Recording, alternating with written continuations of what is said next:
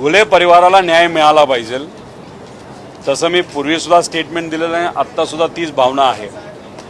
कुठल्याही व्यक्तीला जर दुसरा व्यक्ती मारत असेल, तो मारणारा व्यक्तीला न जात असतो न धर्म असतो, तो शेवटी गुन्हेगार असतो।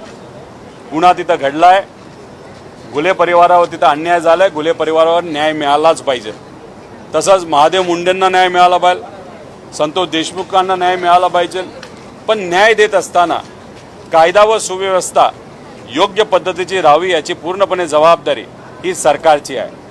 आणि मग कुठलंही एखादं प्रकरण घडल्यानंतर शहानिशा करणं ही सुद्धा जबाबदारी पोलीस प्रशासनाची आहे। पण हे सगळं होत असताना जर मुद्दामून एखाद्या परिवारातल्या व्यक्तीचं नाव घेतलं जात असेल, त्याच्याभोवती राजकारण केलं जात असेल, ते सुद्धा तिथं योग्य नाही।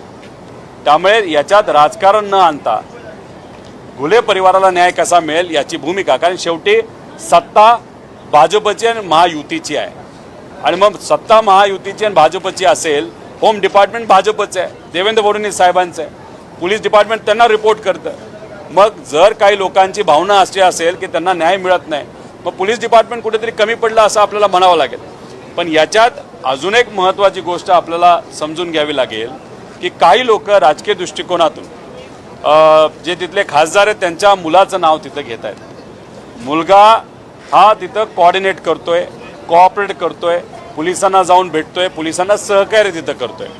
याच्यात महादेव मुंडेंच्या बाबतीत बघायला गेलो तर कुणी मर्डर केला हेच अजून लोकांना माहीत नाही। संतोष देशमुखांच्या बाबतीत सुद्धा आपण जर बघितलं, एक मारेकरी जो आहे ना, तो जो जबाबदार आहे तो अजून कोणास सापडत नाही।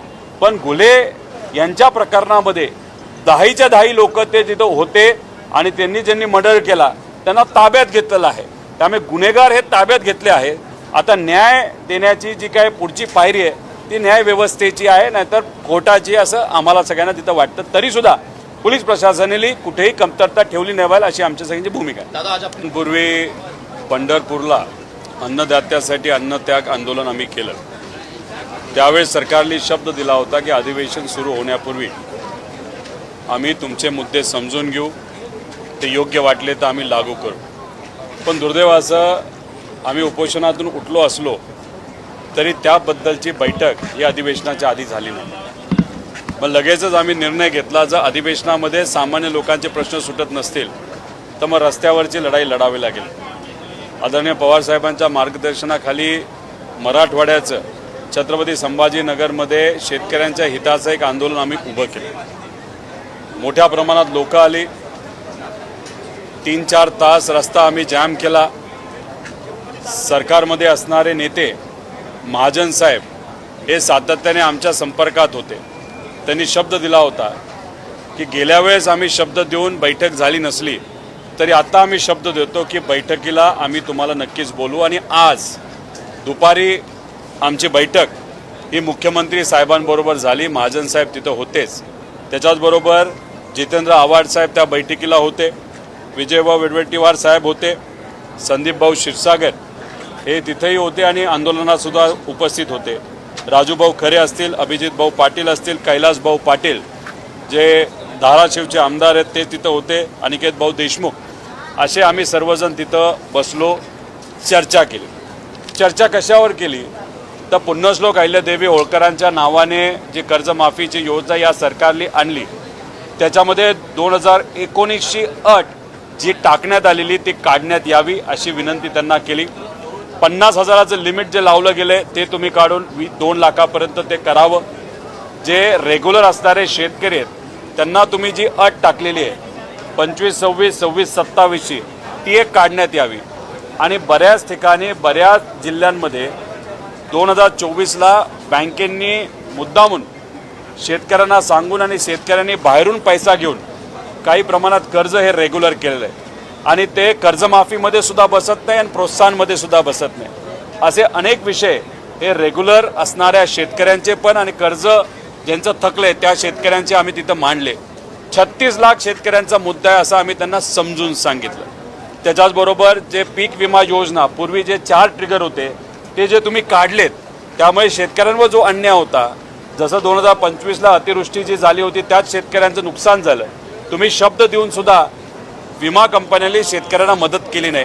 त्यामुळे या तिन्ही चारही मुद्द्यांवर आमची चर्चा झाली।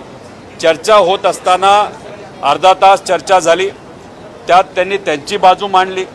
अधिकाऱ्यांनी त्यांना जे सांगितल्या गोष्टी ते त्यांनी सांगितल्या, पण आम्ही त्यांना सांगितलं की आमच्याकडे सुद्धा आकडे आहेत, त्यामुळे आमच्या आकड्यानुसार 70% शेतकऱ्यांवर अन्याय होणार आहे। जसं सोलापूरमध्ये 70% शेतकरी हे या लाभापासून वंचित राहत आहेत। हे सगळं ऐकल्यानंतर त्यांनी एवढंच सांगितलं, आणि ते महत्त्वाचं आहे की परदेशी समिती ज्यांनी या अटी टाकल्यात, पुढच्या आठवड्यामध्ये त्यांच्या समोर जाऊन त्यांच्याबरोबर चर्चा ही केली जावी। ती बैठक ते लावतील। आमचे नेते व सर्व आमदार हे आम्ही त्या परदेशी समितीच्या समोर जाणार आहोत।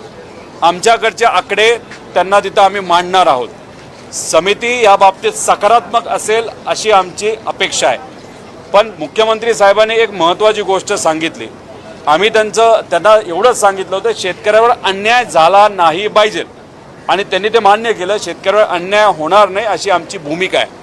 आणि चर्चा केल्यानंतर म्हणजे समितीबरोबर चर्चा केल्यानंतर आमचे आकडे योग्य असतील, जे आम्हाला माहिती ते योग्य आहेत, तर नक्कीच बहुतांश शेतकऱ्याला न्याय देण्याची भूमिका या सरकारची असल्यामुळे त्या समितीच्या समोर जी चर्चा होईल त्यात जे आकडे आम्ही टाकू आणि आमचे आकडे सिद्ध झाले तर हे सरकार या अटी काढतील अशी आमची अपेक्षा आहे। त्यामुळे पुढच्या आठवड्यात परदेशी समितीसमोर आम्ही जाऊ, चर्चा करू। त्याच्यात चर्चा आल्यानंतर आमचे मुद्दे, आमचे आकडे हे तिथं आम्ही मांडू, आणि मग समिती, मुख्यमंत्री साहेब आणि आम्ही परत एकदा बैठक करू। आणि बैठक झाल्यानंतर आकडे मान्य झाले नसले, समजा आम्ही दिलेले आकडे हे योग्य असताना सुद्धा सरकार ते मान्य करत नसेल, तर मग आम्हाला पर्याय राहणार नाही। लोकांच्या वतीने लढत असताना ऑगस्ट महिन्यामध्ये आम्हाला विदर्भाचं एक मोठं आंदोलन तिथं उभं करावं लागेल, आमची अपेक्षा आहे। आणि आम्हाला विश्वास आहे काही प्रमाणात चर्चा झाल्यानंतर हे सरकार 100% शेतकऱ्याला न्याय देईल असं आम्हा सगळ्यांना त्या ठिकाणी वाटतं। आणि हे होत असताना अजून एक महत्त्वाचा मुद्दा त्यांच्यासमोर आम्ही विद्यार्थ्यांचा मांडला। जे MPSC देणारे विद्यार्थी आहेत, पूर्वी OMRच्या अंतर्गत ते परीक्षा देत होते, आता ऑनलाईन पद्धत ही परत एकदा सरकार आणण्याचा प्रयत्न करत आहे। त्या पद्धतीचा GR हा आयोगाने काढलेला आहे, आमचा त्याला विरोध आहे।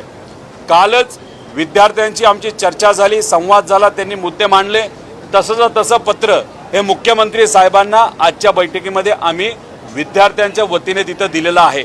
आणि आम्ही त्यांना सांगितलेलं आहे की विद्यार्थ्यांच्या या मागण्या तुम्ही मान्य करा, कृपा करून ऑनलाईन परीक्षा तुम्ही घेऊ नका, त्याला विद्यार्थ्यांचा विरोध आहे। याच्यावर त्यांनी